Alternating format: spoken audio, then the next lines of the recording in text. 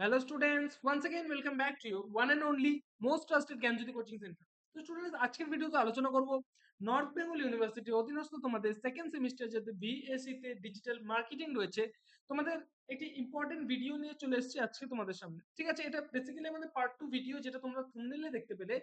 আমি এর আগের ভিডিওতে ফেসবুক রিলেটেড তোমাদের তোমাদের ইউনিট নাম্বার 3 তে ফেসবুক রয়েছে। ঠিক আছে, ফেসবুক রিলেটেড আমি 10টা এমসিকিউ কোশ্চেন্স নিয়ে আলোচনা করেছিলাম। আজকে বাকি 10টা এমসিকিউ কোশ্চেন্স নিয়ে বিস্তারিতভাবে আলোচনা করব। ভিডিওটাকে লাস্ট পর্যন্ত দেখবে, খুবই ইনফরমেটিভ একটা ভিডিও হতে চলেছে। তো স্টুডেন্টস যারা আমাদের সাথে জ্ঞানজ্যোতি কোচিং সেন্টারের সাথে অনলাইনে যুক্ত হতে চাচ্ছ এবং অনলাইনে জ্ঞানজ্যোতি কোচিং সেন্টারের পক্ষ থেকে প্রোভাইড করা 100% কমন সাজেশন এবং নোটস পত্রগুলো যদি পেতে চাও অবশ্যই যোগাযোগ করো। কোচিং সেন্টারের অফিসিয়াল দুটো হেল্পলাইন নাম্বার, সেটা হচ্ছে 7076398606 নাম্বার অথবা 62951628 নাম্বার। এই দুটো নম্বরে তোমরা আমাদের সাথে যোগাযোগ।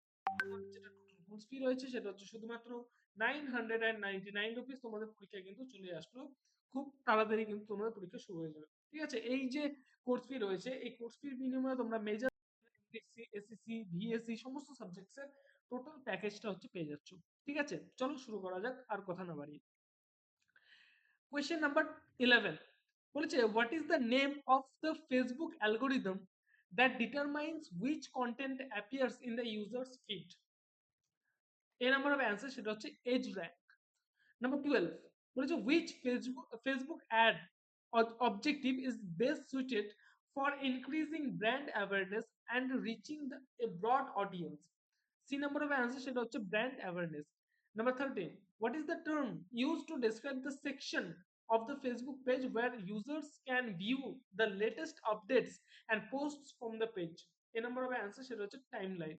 Number 14 বলেছে, which Facebook ad format allows businesses to promote an event and encourage users to RSVP directly through the B number of answer সেটা হচ্ছে event response ads.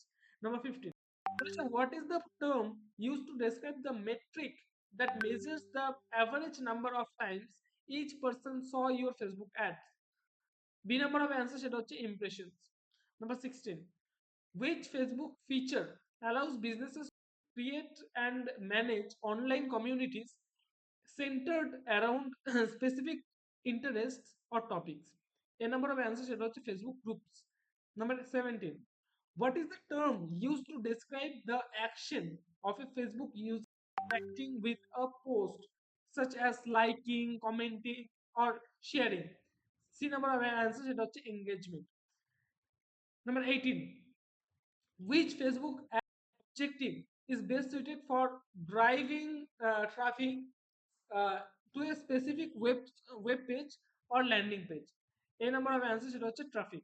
Number 19, what is the term used to describe the metric that measures the percentage of people who clicked on your Facebook ad after seeing it? D number of answer সেটা হচ্ছে CTR অর্থাৎ click through rate. Last question আমাদের আজকের video সেটা হচ্ছে, which Facebook feature allows businesses to measure the performance of their Facebook page including likes, reach and engagement? A number of answer সেটা হচ্ছে Facebook Insights. তো students আজকের ভিডিওতে এই 10টা কোশ্চেন নিয়ে আলোচনা করলাম বিস্তারিতভাবে। দেখা হচ্ছে একটা নতুন ভিডিওতে নতুন কোনো টপিকের সাথে। Till then keep learning, keep exploring. Thank you so much.